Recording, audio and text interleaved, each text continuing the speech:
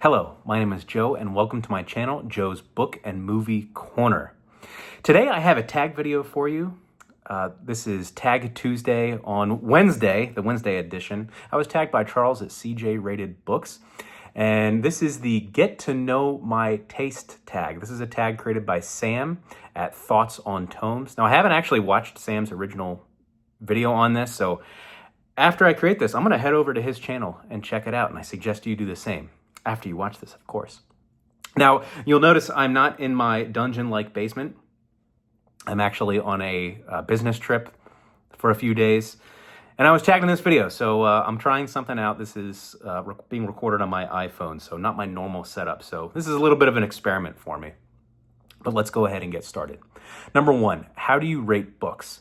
Give a quick rundown of how you do your star ratings. Or if you don't use star ratings, how do you evaluate books? I do use star ratings. If you've seen in my monthly reading report videos, I try to mention my Goodreads ratings. And I generally follow the Goodreads guide. And it's more or less, really, I start every book out at 3 out of 5 stars. And for Goodreads, that means you liked it. So if I give something 3 stars, I enjoyed it. I really liked it. Or I liked it. 4 stars means I really liked it. 5 stars means I really, really liked it. And as far as how I come up with a really liking a book or really, really liking a book, it's a total gut thing. I can't really explain it too deeply other than just I really liked it or I really, really liked it.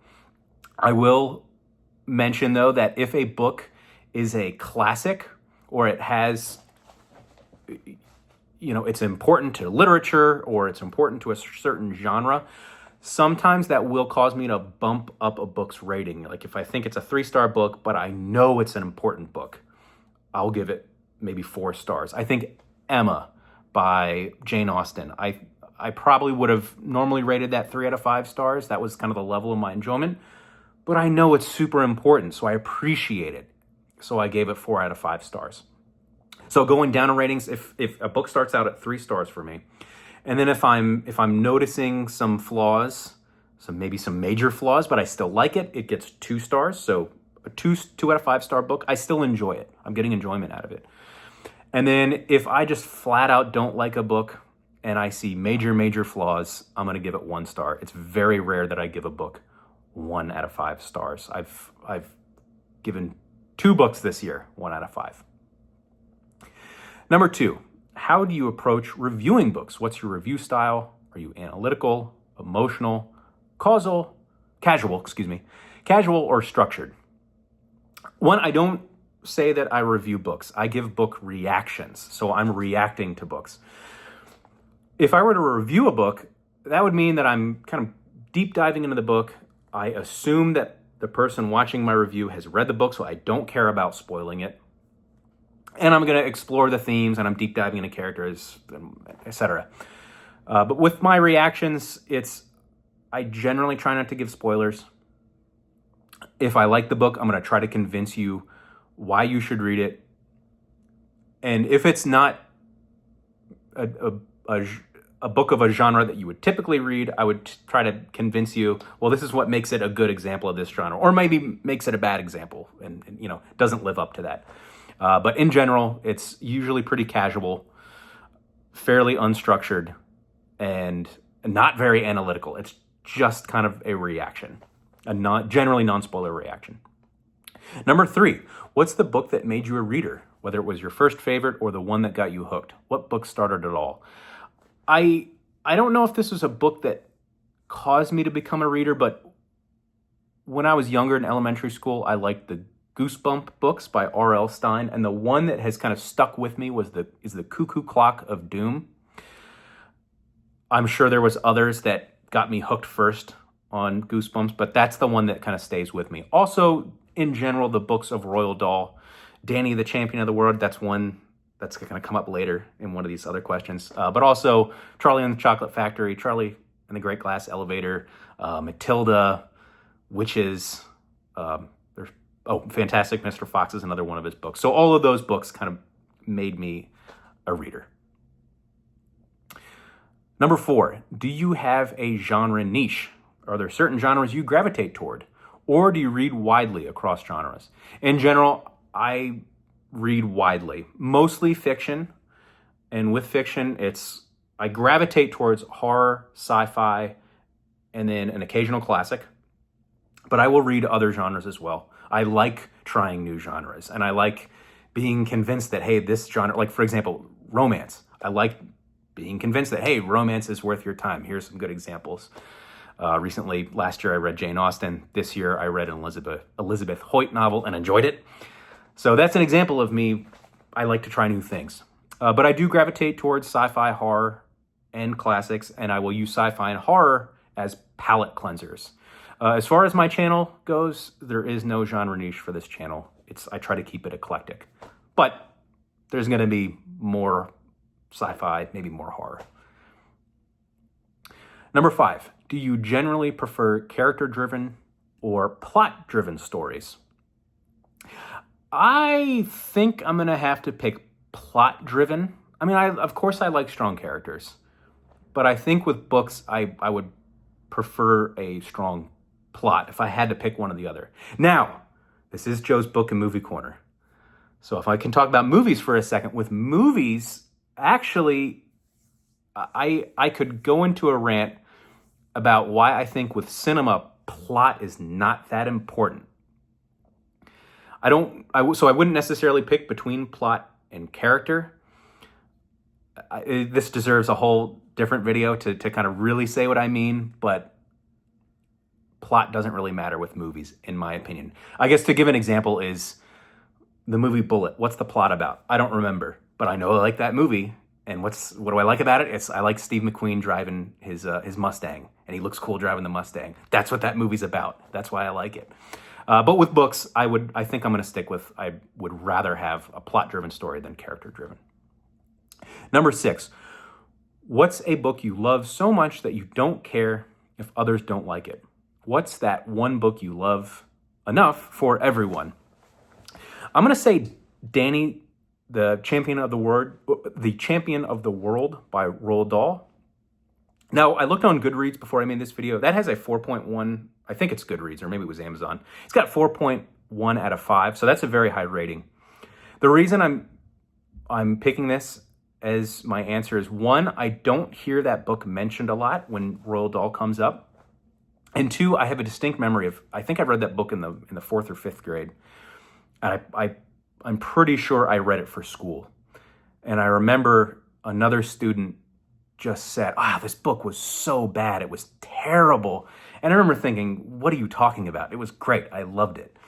So that's the one that I'm going to pick, Danny, Champion of the World.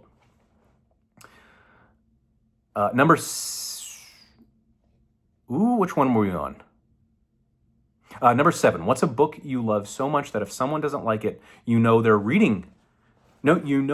reading tastes don't align? The book or books where a difference of opinion is a strong indicator of different reading preferences. This one's kind of tough. I have such a, again, I try to like everything and see the good in all genres. So even if someone doesn't like one of my books that I like, I still may align with a lot of our taste may still align. But one book that does, if someone doesn't like it, we might not align. I would say The Hobbit by J.R.R. Tolkien. As a example, I have a friend of mine that does not like that book. He tried reading it, didn't like it. I wouldn't say our tastes completely disalign, but he might not like all the books that I like. Another example is, using The Hobbit. My wife does not like The Hobbit, and our tastes in books really don't align. She likes a lot of nonfiction, and I like more fiction, and the nonfiction I like is military history, which she doesn't really care for. So our tastes don't really align, and The Hobbit is kind of a good indicator of that. Number 8, what's in your trash pocket? What books, tropes, or themes that you know are bad, but you love them anyway? I have a few different answers here. The first thing I will say is that I like Star Trek novels. I'm going through a big Star Trek kick right now. I could not wait for the summer I could not wait for the Book Trek annual summer reading event. So I know a lot of people think that the Star Trek tie-in novels are bad. I disagree. I think they're great. So I don't think they're, I don't necessarily think they're bad. I would argue that they're good, but a lot of people think they're trash.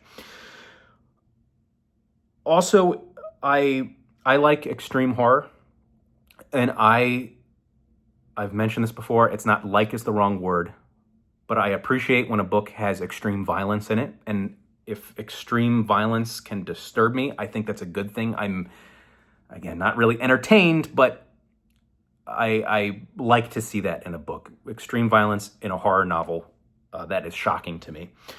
And also, though I don't normally read these types of scenes that are good, so sex scenes, graphic sex scenes, I rarely read sex scenes that are well written. Normally, they're boring and poorly written. However, that doesn't mean that I wouldn't be interested in a sex scene that's well written. An example of this would be Elizabeth Hoyt's The Raven Prince that I read earlier this year. It's a historical romance, and there's 2 sex scenes right in the middle of the book that are actually really well done.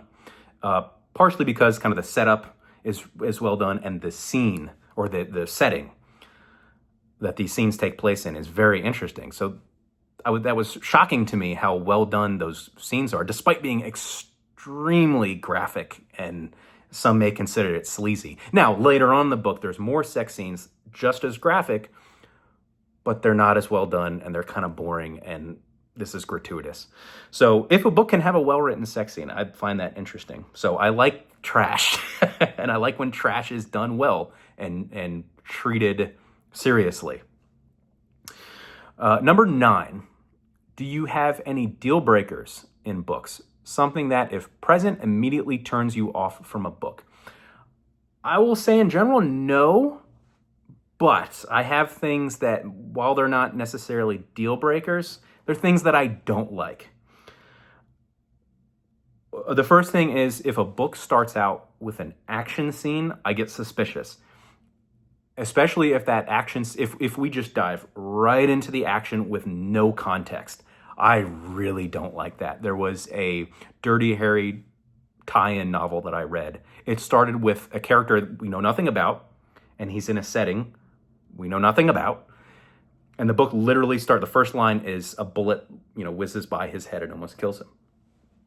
I don't like that. And, so the book starts out with an action scene, but as I'm trying to navigate this action scene and understand what's going on, I'm also learning about the character, and I'm also learning about where he is. I'm learning about who's with him.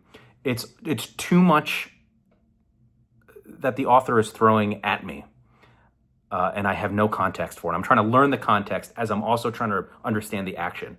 And also, naturally in that scene, there's going to be an unknown. We don't know who's shooting at him. So you already have an unknown that's baked into the scene. Don't give me other unknowns that I have to play catch up with.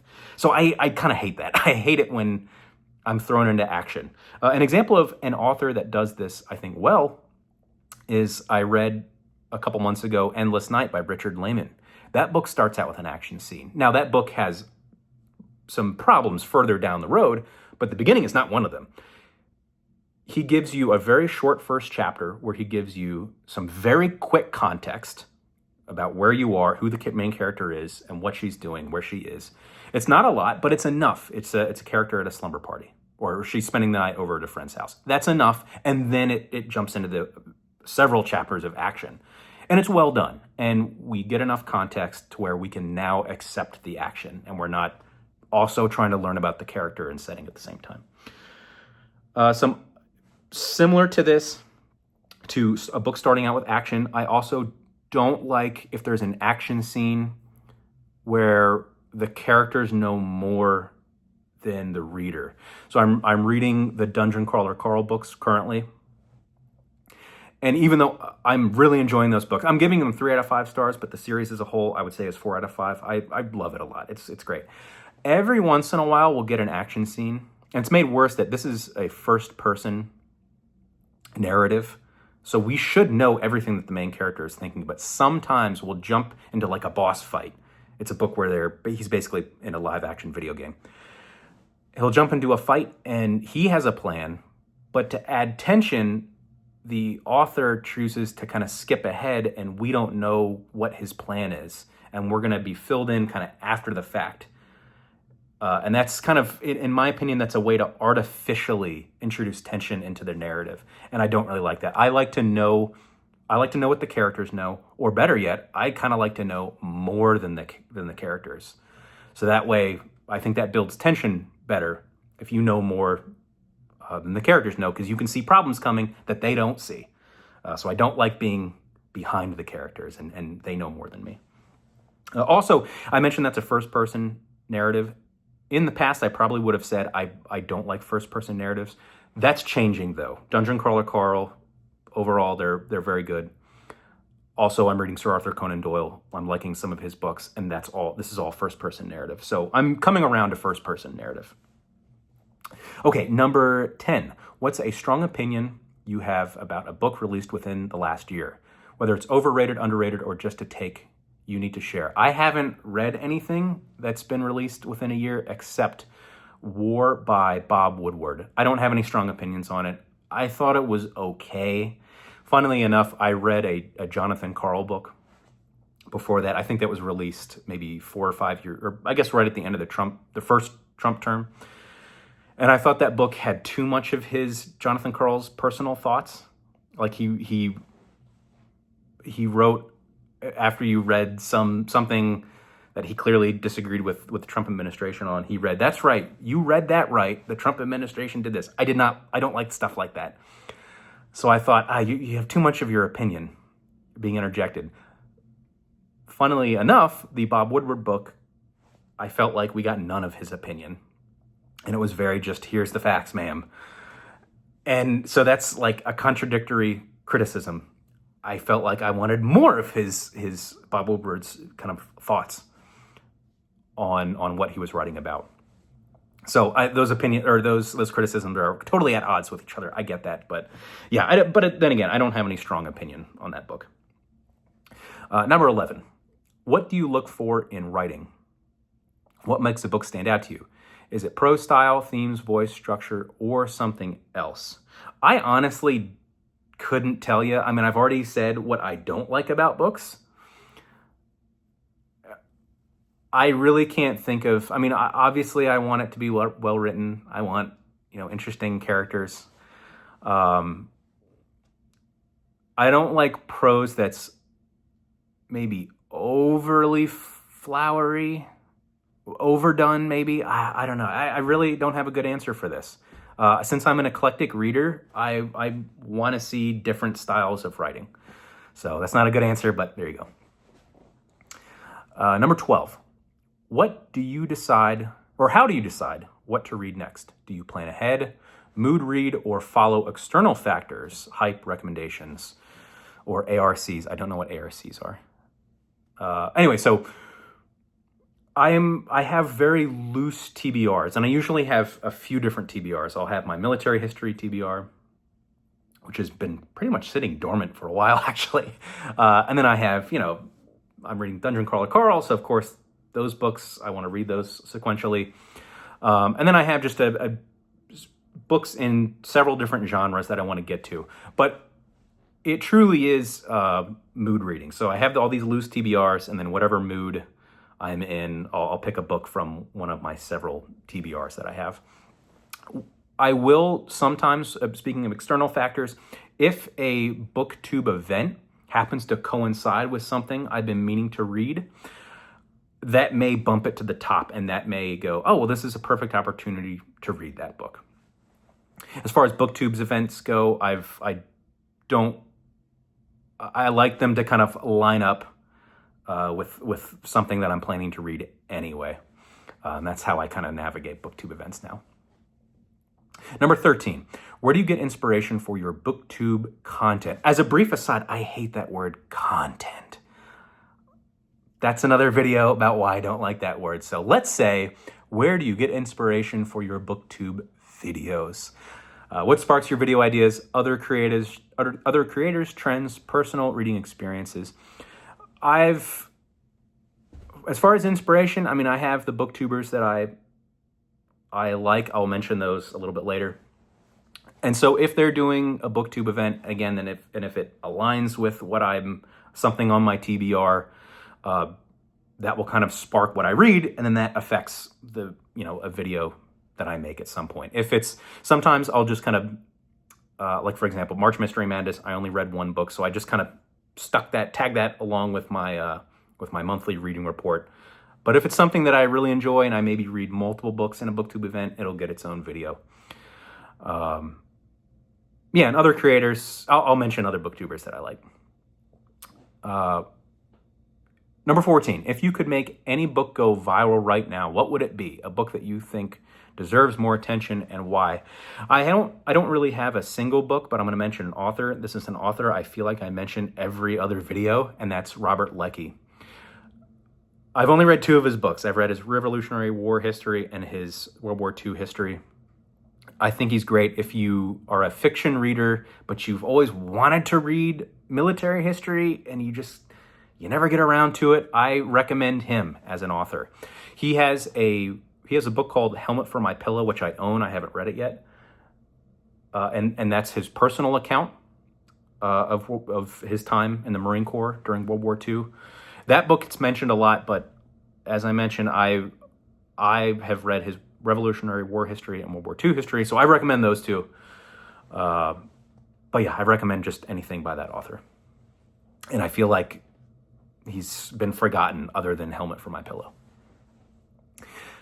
Number 15, who are some booktubers with reading tastes similar to yours? I've mentioned these 6 in a previous video, and that would be Michael K. Vaughan, Steve Donahue, Randy Ray, the Literate Texan. Those are kind of my top 3. Also, Book Chat with Pat, Criminale, and Gavin at Genre Books. Also, Kevin Toll reads. If I messed up anyone's name there, I apologize. And it's not that they necessarily always share my tastes. It's more that if they recommend me a book, and if it's maybe doesn't really fit with my normal tastes, I would be willing to try it. I know that they have good tastes, so I would kind of listen to recommendations from them. But yeah, that just about wraps it up. So thank you, Charles at CJ Rated Books, for tagging me. This was a lot of fun to kind of go through and think about. And as far as other booktubers that I tag, I'll go ahead and tag you down in the description. But that's all for now. Thank you.